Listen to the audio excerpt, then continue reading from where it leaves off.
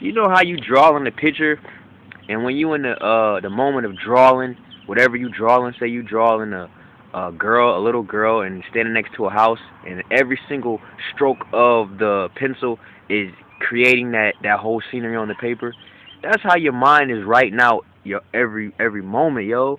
Like I'm just looking, and I just see a lady appear out of nowhere walking down the street, and I'm like, you would have appeared down that way somewhere where I would have seen you coming from where you coming from.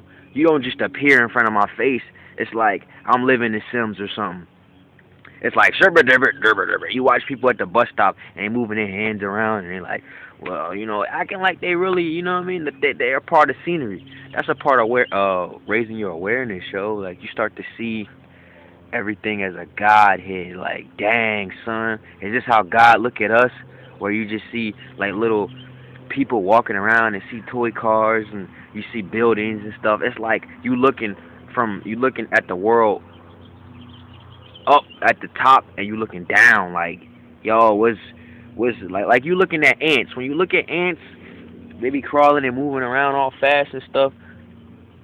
That's how you start to see the world. I'm like, dang, yo, like, there really ain't no difference between saints and sinners, yo, because we all the same, yo.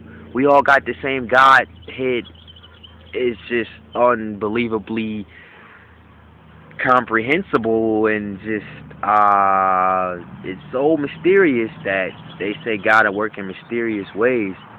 Like, is it safe to know when you do something? Why did I do that? You know what I mean? Like, they say it's like when you do something and you don't know why you did it, it's like, dang, that's God or something. Like, to not know is to know that there is God. That is a form of God that you don't know yet, that you haven't reached that level yet. But, man, yo,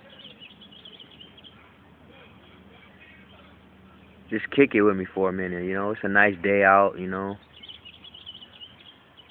I'm actually in the process of trying to, you know what I mean, get myself together, you know what I mean? Because when you come into the truth, you gotta, like, kind of step back for a minute, start from scratch, you know?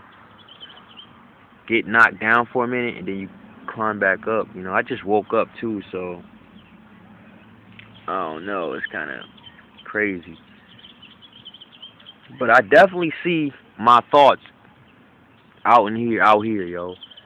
This is the form. This is what a creator is with God. You see your every action, your every thought. You might see past events in your life manifested out in the world.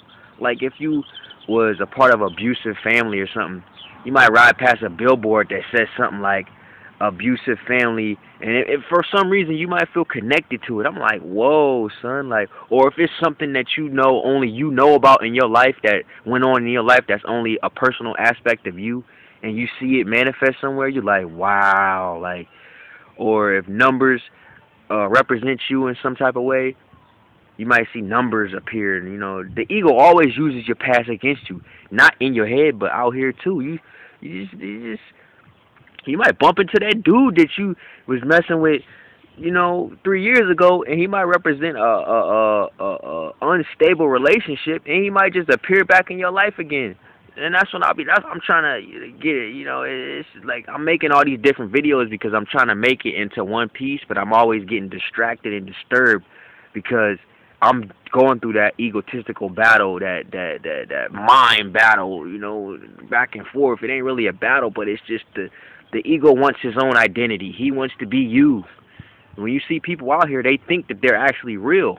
Just as well as you think you're real, the people that's out here that represents the world inside you, they think that they're right and real too. And that's where it comes from. That's where the back and forth, the principalities come from, because the world wants to be it. He wants to be you. The world thinks it's you, but it's not.